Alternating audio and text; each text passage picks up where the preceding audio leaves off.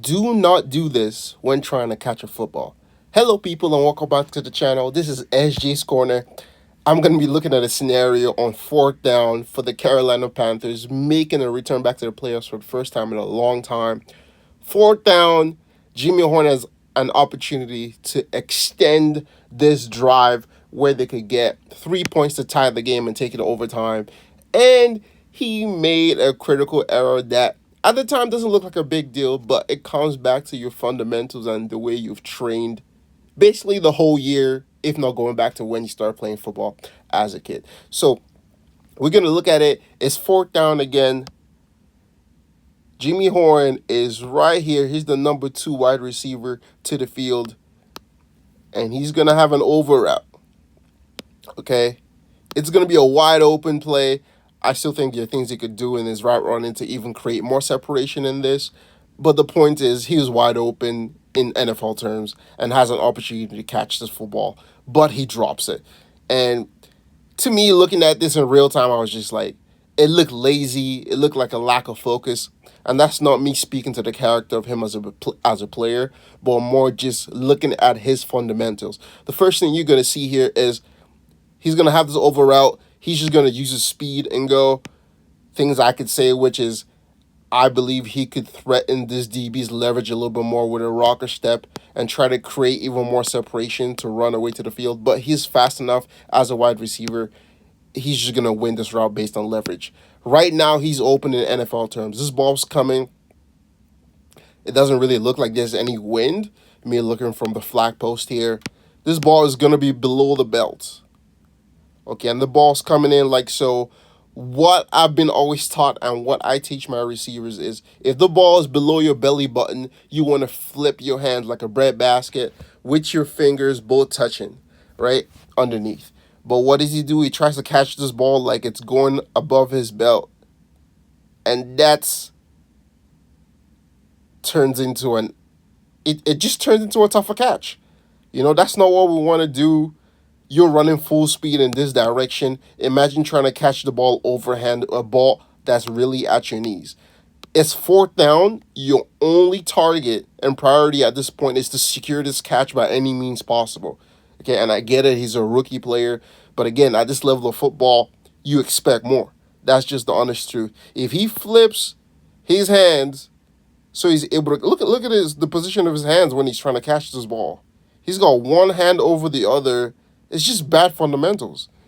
And this is not something where you can see with his eyes because he's literally looking at the football.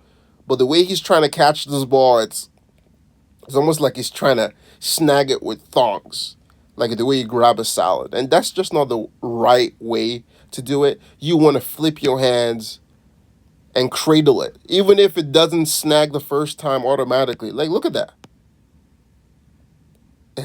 That's a tough catch, the way you're trying to catch the football right now. You get me? And even if you don't snag it the first time trying to use the cradle, at least you give a chance to yourself. If the ball bubbles up, you have an opportunity to catch it a second time, right?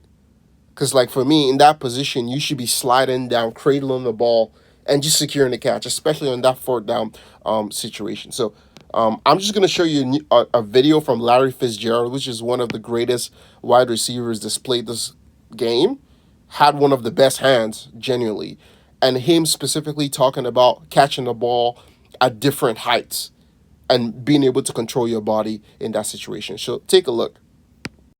You never know what to expect when you come out of your break, so you have to make sure you're ready and have your eyes focused on the ball when it leaves the quarterback's hands.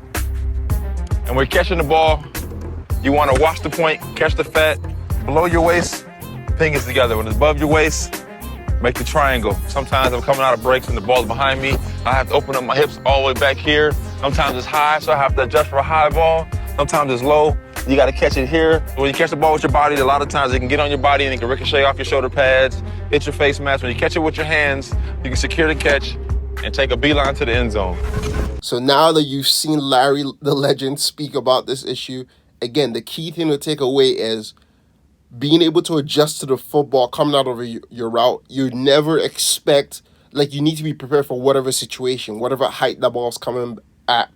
Whatever height the ball is coming at you. Okay, so if the ball is behind, if the ball is high, right? If the ball is low, right? Your job is to secure that catch, especially on the fourth down. And I feel so bad for him because I like him as a talent, but in terms of the fundamentals of catching the football, it's something that he has struggled with even at this time at Colorado. So again, if that ball is below the belt, remember, flip your hands, have those fingers touching, and cradle it, right? Especially on a fourth down, your number one job is just to secure the football. So let me know if what you think about this technique in terms of catching the football. Do you think this is something Jimmy Horn can improve on? And let me know if you do agree with me, which is like, oh, it just happens, or his technique should be better in the situation.